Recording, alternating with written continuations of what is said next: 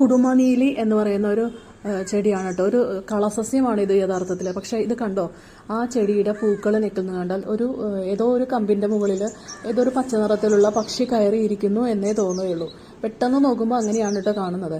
അപ്പോൾ ഇത് നമ്മുടെ സാധാരണ എല്ലായിടത്തും കാണാറുണ്ട്. നനവാർന്ന പാറപ്രദേശങ്ങളിലും പുൽമേടുകളിലും തുറസായ സ്ഥലങ്ങളിലും എല്ലാം ഇത് കാണാറുണ്ട്.